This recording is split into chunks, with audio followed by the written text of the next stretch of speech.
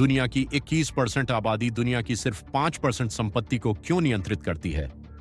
दुनिया के 40% मुसलमान गरीबी रेखा से नीचे क्यों रह रहे हैं, जबकि उनके पूर्वज कभी विज्ञान, चिकित्सा और व्यापार में दुनिया का नेतृत्व करते थे? कुछ लोग इसका दोष उपनिवेशवाद पर मढ़ते हैं, दूसरे इस्लाम को ही जिम्मेदार ठहराते हैं। लेकिन क्या होगा अगर सच्चाई कहीं ज्यादा जटिल और कहीं ज्यादा खतरनाक हो? इस वीडियो में हम जानेंगे कि कैसे एक शक्तिशाली धर्म, जिसने कभी एक स्वर्णिम युग को जन्म दिया था, आर्थिक विफलता का पर्याय बन गया। यह आस्था की कहानी नहीं है, यह संस्थाओं, कानून, नेतृत्व की कहानी है, और यह भी कि क्या होता है जब धर्म का विकास रुक जाता है। असली कारण में आपका स्वागत है कि इस्लाम गरीबी की ओर क्यों ले जाता है। आइए आंकड़ों से शुरुआत करें, क्योंकि वे एक ऐसी कहानी बताते हैं जिसे ज्यादातर लोग सुनना नहीं चाहते। इस्लामिक सहयोग संगठन OIC के 57 सदस्य देशों में से 80% से अधिक को निम्न आय या मध्यम आय वाले देशों के रूप में वर्गीकृत किया गया है। केवल 11 को उच्च आय वाले देशों के रूप में वर्गीकृत किया गया है, और उनमें से अधिकांश तेल के पैसे वाले हैं। यह सिर्फ कम प्रदर्शन नहीं है, यह 1.8 अरब लोगों में फैली गरीबी का पतनकारी स्तर है। खाड़ी के पेट्रोडॉलर को हटा दें तो जो बचेगा वह एक सभ्यता है जो आर्थिक रूप से रसातल में गिर रही है। दुनिया के 40% मुसलमान प्रतिदिन $3 पर जीते हैं, और यह सिर्फ पैसे की बात नहीं है, यह अवसर, शिक्षा, बुनियादी ढांचे और उम्मीद की बात है। कतर और UAE तेल की बदौलत उच्च स्थान पर है, लेकिन मिस्र, पाकिस्तान और बांग्लादेश जैसे देश, जिनमें करोड़ों लोग रहते हैं, जीवन निर्वाह के स्तर से बमुश्किल ऊपर अटके हुए हैं। वहीं सिंगापुर, एक ऐसा शहर राज्य जिसके पास न तेल है, न इस्लामी कानून है, और जिसकी आबादी 60 लाख है, मुस्लिम दुनिया के पूरे क्षेत्रों को मिलाकर उससे अधिक GDP पैदा करता है। लेकिन यहीं पर बात असहज हो जाती है। ऐसा हमेशा नहीं था। वास्तव में सदियों तक इस्लामी दुनिया गरीब होने के बजाय इसके ठीक विपरीत थी। यह पृथ्वी पर सबसे समृद्ध, सबसे उन्नत सभ्यता थी। तो आखिर हुआ क्या? पृथ्वी पर सबसे समृद्ध सभ्यता कुछ ही सदियों में सबसे गरीब कैसे बन गई? जवाब पैसे से नहीं, बल्कि एक मानसिकता से शुरू होता है। 8वीं से 12वीं शताब्दी तक वापस जाएं। इस्लामी दुनिया एक वैश्विक महाशक्ति थी। अब्बासिद खिलाफत का गहना बगदाद पृथ्वी के सबसे बड़े शहरों में से एक था। 10 लाख से ज्यादा लोग, स्ट्रीट लाइट्स, लाइब्रेरीज, विश्वविद्यालय। जब लंदन एक कीचड़ भरा पिछड़ा इलाका था, तब इस्लामी स्पेन के कॉर्डोबा में 400,000 निवासी थे। पक्की सड़कें थीं और एक ऐसी संस्कृति थी जिसके सामने यूरोपीय सम्राट बर्बर दिखते थे। मुस्लिम विद्वानों ने दुनिया को बीजगणित, अलजेब्रा दिया, एल्गोरिदम दिए। उन्होंने शून्य की अवधारणा को फैलाने में मदद की। चिकित्सा, खगोल विज्ञान और रसायन विज्ञान में ऐसी प्रगति जो सदियों तक यूरोप में मेल नहीं खा सकी। इस्लामी व्यापारियों ने स्पेन से भारत तक व्यापार मार्गों को नियंत्रित किया। वार्षिक हज दुनिया के सबसे बड़े व्यापार मेले के रूप में भी कार्य करता था। लगभग 1000 ईस्वी में अपने चरम पर अकेले मध्य पूर्व ने वैश्विक GDP का लगभग 10% उत्पादन किया, जो उसकी जनसंख्या के अनुपात से कहीं अधिक था। उस युग में मुस्लिम देश होने का मतलब था समृद्धि, नवाचार और शक्ति। तो दुनिया की सबसे उन्नत सभ्यता ने स्थिर होना कैसे शुरू किया, जबकि बाकी दुनिया में आग लगी हुई थी, प्रगति कर रही थी? इसका जवाब उन फैसलों की एक श्रृंखला में है जो अभिजात्य वर्ग द्वारा लिए गए, मौलवियों द्वारा लागू किए गए और कानून में जड़ हो गए, जिन्होंने सदियों तक आर्थिक विकास का गला घोंट दिया। और यह विचारों के दायरे में शुरू हुआ। बैंकों और निगमों तक पहुंचने से पहले हमें यह समझना होगा कि इस्लामी विचार के साथ क्या हुआ। स्वर्ण युग के दौरान मुस्लिम विद्वानों ने तर्क संगत पूछताछ को अपनाया, लेकिन 12वीं शताब्दी में रूढ़िवादी अशरी धर्मशास्त्र ने एक मौलिक रूप से भिन्न दृष्टिकोण के साथ प्रभुत्व हासिल कर लिया। भौतिक घटनाएं प्राकृतिक नियमों के कारण नहीं होती, बल्कि इसलिए होती हैं क्योंकि ईश्वर उन्हें क्षण क्षण चाहता है।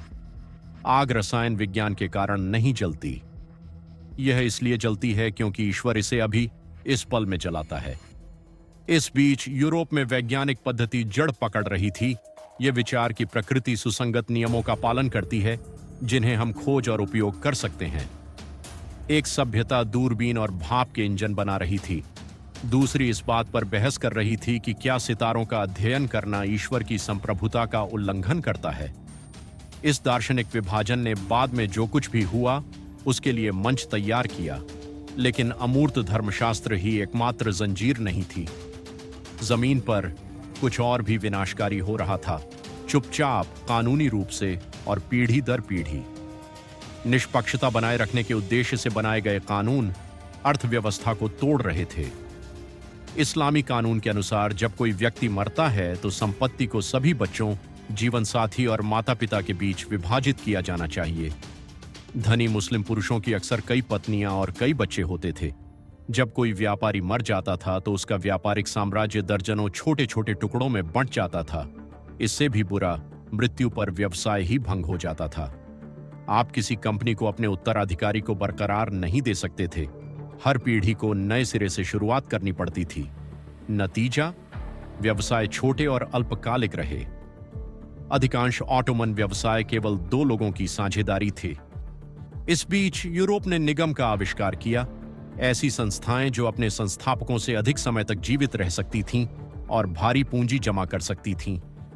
डच ईस्ट इंडिया कंपनी, जिसकी स्थापना 1602 में हुई थी, इतिहास की पहली सार्वजनिक रूप से सूचीबद्ध कंपनी थी। इसने विशाल पूंजी जुटाई, वैश्विक यात्राओं को वित्त पोषित किया और शेयरधारकों की पीढ़ियों से अधिक समय तक जीवित रही। यह अमर थी, शक्तिशाली थी, स्केलेबल थी। मुस्लिम व्यापारियों के पास ये कानूनी उपकरण नहीं थे, कोई स्टॉक एक्सचेंज नहीं, कोई कॉरपोरेट पहचान नहीं। जब एक धनी ऑटोमन व्यापारी की मृत्यु हुई तो उसका व्यवसाय उसके साथ मर गया, विरासत कानून द्वारा खंडित हो गया, पीढ़ियों तक विस्तार करने में असमर्थ रहा। 1800 के दशक तक ऑटोमन भूमि में सबसे बड़े व्यापारी और बैंकर यूनानी, अर्मेनियाई, यहूदी और यूरोपीय थे। शरिया विरासत और ब्याज प्रतिबंधों से बंधे मुस्लिम उद्यमी बस प्रतिस्पर्धा नहीं कर सके। ऑटोमन साम्राज्य ने प्रभावी रूप से अपनी अर्थव्यवस्था को अल्पसंख्यकों और विदेशियों को आउटसोर्स कर दिया था, और यहीं पर बात और बिगड़ जाती है। इस्लाम ने शुरुआती ईसाई धर्म की तरह सूदखोरी, आड़नों पर ब्याज लेने पर प्रतिबंध लगा दिया। लेकिन जब यूरोप विकसित हुआ, आधुनिक क्रेडिट बाजार बनाए तो मुस्लिम दुनिया दृढ़ रही। कोई ब्याज नहीं, कभी नहीं। पूरी तरह से विकसित बैंकों या पूंजी बाजारों के बिना किसी व्यवसाय का विस्तार करना लगभग असंभव हो गया। 1700 के दशक में फ्रांसीसी व्यवसाय 5% ब्याज पर उधार ले सकते थे। ऑटोमन व्यवसाय छाया उधारदाताओं से 20% या उससे अधिक, यदि उन्हें बिल्कुल भी क्रेडिट मिल पाता था। जब तक औद्योगिक क्रांति यूरोप पहुंची, मुस्लिम दुनिया अभी भी मध्ययुगीन आर्थिक संरचनाओं पर काम कर रही थी, जो 500 सालों से नहीं बदली थीं, और यहीं पर आंकड़े क्रूर सच्चाई बताते हैं। 1700 तक बड़े पैमाने पर यूरोपीय औपनिवेशिक विजय शुरू होने से भी पहले मध्य पूर्व की वैश्विक जीडीपी में हिस्सेदारी पहले ही गिर चुकी थी। आर्थिक गिरावट उपनिवेशवाद से सदियों पहले ही शुरू हो चुकी थी। यह यूरोप द्वारा मुस्लिम दुनिया का शोषण नहीं था, यह मुस्लिम दुनिया का अपने आप पीछे छूट जाना था, उन संस्थाओं द्वारा फंसा हुआ जो कभी काम करती थीं लेकिन अब जंजीरें बन गई थीं। लेकिन सदियों की आर्थिक स्थिरता केवल बाजार तक सीमित नहीं रही। अंततः इसने कुछ कहीं ज्यादा खतरनाक चीज को सड़ाना शुरू कर दिया, राज्य को ही। 12वीं शताब्दी में कुछ खतरनाक जड़ें जमाने लगा। शासकों को सैन्य शक्ति से परे वैधता की आवश्यकता थी, इसलिए उन्होंने उलेमा, इस्लामी कानून की व्याख्या करने वाले धार्मिक विद्वानों के साथ एक समझौता किया। समझौता, शासक मौलवियों द्वारा शरिया की व्याख्या को लागू करेंगे। बदले में मौलवी शासकों को ईश्वर की नजरों में वैध घोषित करेंगे। सिंहासन और उपदेश एक हो गए। मौलवियों ने सत्ता हासिल की। उन्होंने शिक्षा, कानून और संस्कृति को नियंत्रित किया, और वे परिवर्तन से डरते थे। लेकिन यह केवल धर्मशास्त्र या व्यापार नहीं था। असली लड़ाई कक्षा में लड़ी गई और सदियों तक हारी गई। 11वीं शताब्दी में निजाम अल मुल्क नामक एक सेल्जूक वजीर ने रूढ़िवादी इस्लाम को बढ़ावा देने और राज्य के प्रति वफादार विद्वानों का उत्पादन करने के लिए मदरसों की एक श्रृंखला, निजामिया स्कूलों की स्थापना की। इसने काम किया, बहुत अच्छे से। ये स्कूल मुस्लिम दुनिया भर में फैल गए, एक रूढ़िवादी पाठ्यक्रम को मजबूत करते हुए। छात्रों ने कुरान पाठ और न्यायशास्त्र सीखा, लेकिन दर्शन शास्त्र, गणित और प्राकृतिक विज्ञान को दरकिनार कर दिया गया। मदरसे गूंजने वाले कक्ष बन गए। ऐसे मौलवियों का उत्पादन करते थे जो धर्म ग्रंथों का पाठ तो कर सकते थे, लेकिन उन पर सवाल नहीं उठा सकते थे। यूरोप में विश्वविद्यालय बहस के केंद्रों के रूप में उभर रहे थे। मुस्लिम दुनिया में शिक्षा पूछताछ के बजाय रटने के बारे में हो गई, और जब आप पूछताछ के बजाय रटने के इर्द गिर्द एक शिक्षा प्रणाली बनाते हैं, तो आप नव प्रवर्तकों का उत्पादन नहीं करते, आप लागू करने वालों का उत्पादन करते हैं। लेकिन अगर आपको लगता है कि दिमाग को नियंत्रित करना चरम था, तो तब तक प्रतीक्षा करें जब तक आप यह न देखें कि उन्होंने जानकारी के साथ ही क्या किया। गुटेनबर्ग के प्रिंटिंग प्रेस ने 1400 के दशक के मध्य में यूरोप में क्रांति ला दी। 50 सालों के भीतर यूरोप में पिछले 1000 सालों में हाथ से जितनी किताबें कॉपी की गई थीं, उससे ज्यादा छप गईं। लेकिन ऑटोमन साम्राज्य में अरबी लिपि के लिए प्रिंटिंग प्रेस पर लगभग 200 सालों तक प्रतिबंध लगा रहा। क्यों? मौलवियों को डर था कि छपाई से कुरान की बिना जांच परख वाली व्याख्याएं फैलेंगी, जिससे धार्मिक ज्ञान पर उनका एकाधिकार खतरे में पड़ जाएगा। 1727 तक ऑटोमन प्रिंटिंग प्रेस को काम करने की अनुमति नहीं मिली, और तब भी यह केवल धर्मनिरपेक्ष रचनाएं ही छाप सकता था। जब तक मुस्लिम दुनिया ने बड़े पैमाने पर छपाई को अपनाया, यूरोप कई बौद्धिक क्रांतियां देख चुका था। 1900 में ऑटोमन साम्राज्य में साक्षरता दर 10% से भी कम थी। वास्तव में 1960 में तुर्की की साक्षरता दर लगभग 15वीं सदी में नीदरलैंड की साक्षरता दर के बराबर थी। सदियों का खोया हुआ आधार।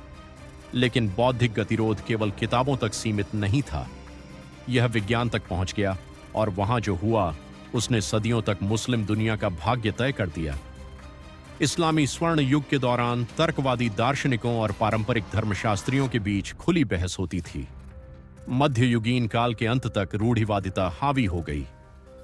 1517 में ऑटोमन विद्वान ताकी अल दीन ने कॉन्स्टेंटिनोपल, आज का इस्तांबुल, में एक विश्व स्तरीय वेधशाला का निर्माण किया, और फिर इसे बंद कर दिया गया।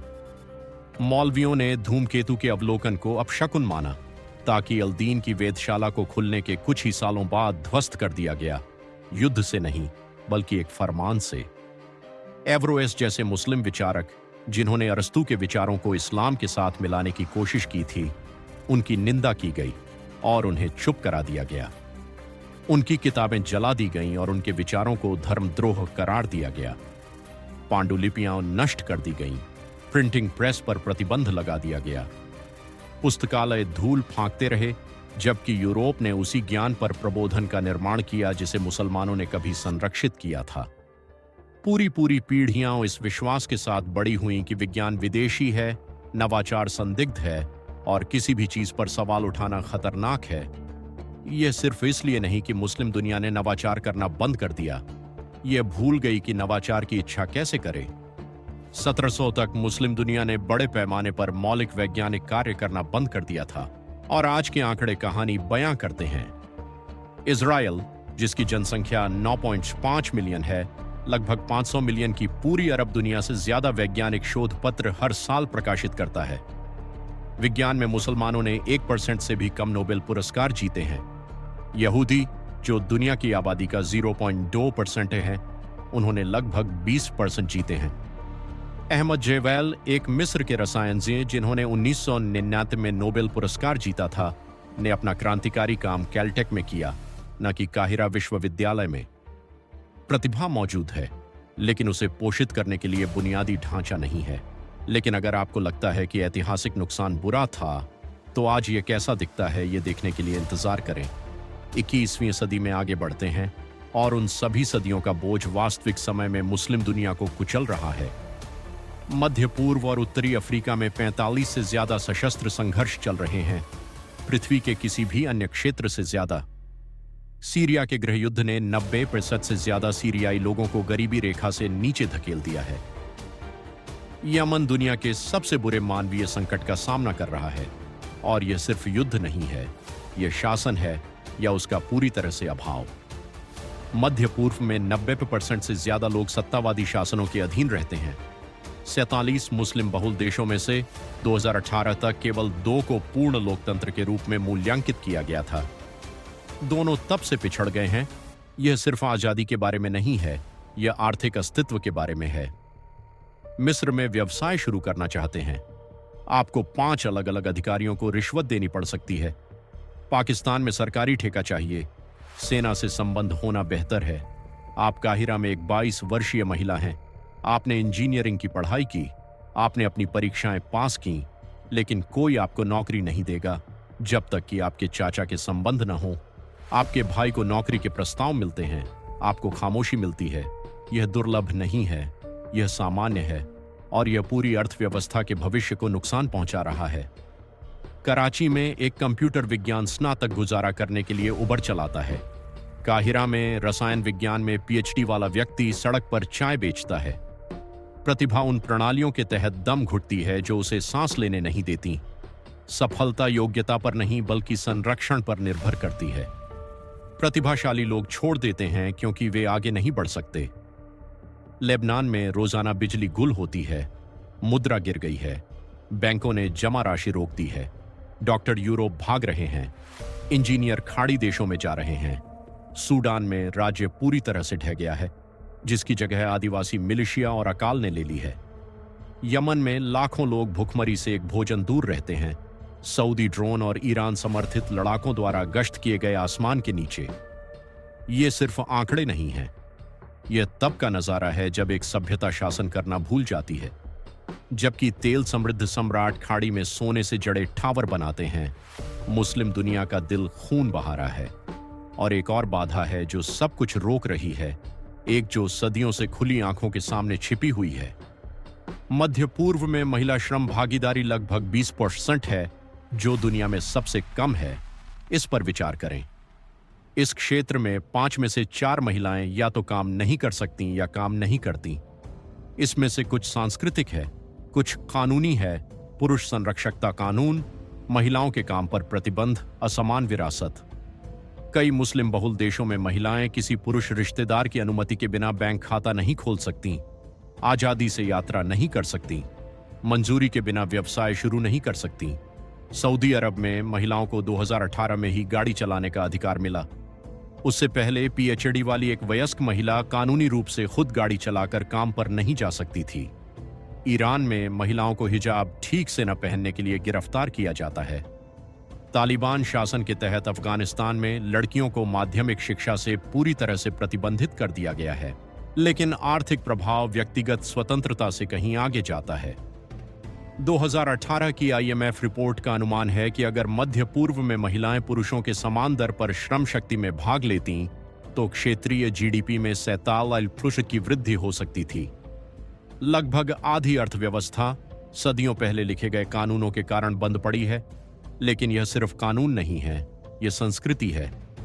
कई मुस्लिम समाजों में एक महिला का सम्मान उसकी एकांतता से जुड़ा है। उसकी शिक्षा को उसके भाई की तुलना में कम महत्वपूर्ण माना जाता है। उसकी महत्वाकांक्षा को संदेह की नजर से देखा जाता है। तयशुदा शादियां, कम उम्र में गर्भधारण, सीमित गतिशीलता। परिवार बेटियों की तुलना में बेटों में ज्यादा निवेश करते हैं। स्कूल लड़कियों को एसटीएम क्षेत्रों से हतोत्साहित करते हैं। नियोक्ता पुरुष उम्मीदवारों को पसंद करते हैं। ये सिर्फ सामाजिक रीति रिवाज नहीं है, ये आर्थिक आपदाएं हैं। जब आपकी आधी आबादी योगदान नहीं दे सकती, नवाचार नहीं कर सकती, प्रतिस्पर्धा नहीं कर सकती, तो आप एक पैर पीछे बंधे हुए दौड़ रहे हैं। आज छोटा सा इजराइल हर साल वैज्ञानिक शोध में पूरी अरब दुनिया को पीछे छोड़ देता है। क्यों? आंशिक रूप से क्योंकि इजराइल अपनी अर्थव्यवस्था, शिक्षा प्रणाली और सेना में पुरुषों और महिलाओं दोनों को पूरी तरह से जुटाता है। मुस्लिम दुनिया में प्रतिभा मौजूद है, उसे उजागर करने के लिए बुनियादी ढांचा नहीं है, और जब आप इसे सांप्रदायिक युद्ध, सत्तावादी भ्रष्टाचार और शैक्षिक ठहराव के साथ मिलाते हैं, तो आपको सभ्यता के पतन का एक आदर्श तूफान मिलता है। लेकिन यह खास तौर पर दुखद क्यों है? पूरी अरब दुनिया, लगभग 500 मिलियन लोग, हर साल ग्रीस से कम किताबें अनुवाद करती है। एक ऐसा देश जिसकी जनसंख्या केवल 10 मिलियन है। उस सूचना अंतराल के बारे में सोचें। जबकि दुनिया का ज्ञान तेजी से बढ़ रहा है, मुस्लिम दुनिया का अधिकांश हिस्सा भाषाई और बौद्धिक रूप से अलग थलग रहता है। और फिर सांप्रदायिक दुःस्वप्न है जो अरबों को जला रहा है, जो राष्ट्रों का पुनर्निर्माण कर सकते थे। सुन्नी शिया विभाजन, एक प्राचीन धार्मिक मतभेद, अब सऊदी अरब और ईरान के बीच भू राजनीतिक युद्ध के रूप में सामने आ रहा है। क्षेत्रीय प्रभाव के लिए उनकी प्रतिस्पर्धा ने यमन, सीरिया और लेबनान को प्रॉक्सी युद्ध के मैदान में बदल दिया है और वित्तीय लागत खगोलीय है। सऊदी अरब अकेले यमन युद्ध पर सालाना $60 अरब खर्च करता है। ईरान पूरे क्षेत्र में मिलिशिया को अरबों डॉलर भेजता है। वह पैसा जो विश्वविद्यालय, अस्पताल और बुनियादी ढांचा बना सकता था, सांप्रदायिक संघर्ष पर जलाया जा रहा है। इस बीच लोग भूखे मर रहे हैं। यमन में सऊदी के नेतृत्व वाला गठबंधन ईरान समर्थित हूतियों से लड़ता है। नतीजा, दुनिया का सबसे बुरा मानवीय संकट। 2015 से 5 साल से कम उम्र के 85,000 से ज्यादा बच्चे भूख और बीमारी से मर चुके हैं, बमों से नहीं, भूखमरी से। यह सिर्फ क्षेत्रीय स्थिरता के बारे में नहीं है। जब संघर्ष स्थायी हो जाता है तो पूरी पीढ़ियां केवल युद्ध को जानते हुए बड़ी होती है। कोई शिक्षा नहीं, कोई नौकरी की संभावना नहीं, सामान्य जीवन की कोई उम्मीद नहीं। तो क्या इस्लाम का गरीब रहना तय है, या विश्वास का कोई भूला हुआ संस्करण है जो सब कुछ पुनर्जीवित कर सकता है? यहां असहज सत्य है, यह धर्म नहीं था जो विफल हुआ, यह धार्मिक राजनीतिक अभिजात वर्ग द्वारा संरक्षित संस्थागत कठोरता थी। यह विश्वास की आलोचना नहीं है, यह उसके चारों ओर बनी प्रणालियों की आलोचना है। इस्लाम एक समय पृथ्वी की सबसे उन्नत सभ्यता का नेतृत्व करता था। आस्था नहीं बदली, व्यवस्था बदल गई, और हम यह इसलिए जानते हैं क्योंकि कुछ मुस्लिम बहुल देश आधुनिक हो चुके हैं। मलेशिया ने इलेक्ट्रॉनिक्स, पाम ऑयल और सेवाओं पर आधारित एक विविध अर्थव्यवस्था विकसित करके औद्योगिक प्रगति की। तुर्की एक मजबूत विनिर्माण क्षेत्र के साथ मध्यम आय वाली अर्थव्यवस्था बन गया। इंडोनेशिया, जिसकी आबादी 28 करोड़ 60 लाख है, ने 1978 में लोकतंत्र अपनाया और लाखों लोगों को गरीबी से बाहर निकाला है। ये देश साबित करते हैं कि इस्लाम और आर्थिक विकास एक दूसरे के विपरीत नहीं हैं। उन्होंने संस्थानों का आधुनिकीकरण किया, उन्होंने विरासत कानूनों में सुधार किया, उन्होंने आधुनिक बैंकिंग प्रणालियां बनाई, उन्होंने महिलाओं को शिक्षित किया, उन्होंने मस्जिद को राज्य से अलग किया, कम से कम आंशिक रूप से। यहां तक कि सऊदी अरब का विजन 2030 भी पुरानी धारणाओं को तोड़ने की कोशिश कर रहा है। तेल से दूरी बनाकर अर्थव्यवस्था में विविधता ला रहा है, सामाजिक नियमों में डील दे रहा है। महिलाएं अब गाड़ी चला सकती हैं, संगीत समारोहों में भाग ले सकती हैं, मिश्रित लिंग वाले वातावरण में काम कर सकती हैं। परिवर्तन वास्तविक हैं, लेकिन नाजुक हैं, क्योंकि हर सुधार के लिए कोई न कोई मौलवी विरोध कर रहा है। क्राउन प्रिंस मोहम्मद बिन सलमान असहमति को दबाते हुए सुधारों को आगे बढ़ा रहे हैं। पत्रकार जमाल खशोगी की 2018 में शासन की आलोचना करने के लिए हत्या कर दी गई थी, लेकिन यह साबित करता है कि संभावना मौजूद है। स्वर्ण युग की भावना मरी नहीं है, यह सदियों की स्थिरता के नीचे दबी हुई है, और यह हमें अंतिम सवाल की ओर ले जाता है, आगे क्या होगा? इस्लाम गरीबी की ओर नहीं ले जाता, लेकिन जब किसी सभ्यता के संस्थान समय के साथ जम जाते हैं, जब नवाचार को ईश निंदा करार दिया जाता है, जब आधी आबादी को हाशिए पर धकेल दिया जाता है, जब शासक धार्मिक सत्ता के माध्यम से शक्ति से चिपके रहते हैं, तो गरीबी अनिवार्य हो जाती है। मुस्लिम दुनिया आज एक विकल्प का सामना कर रही है।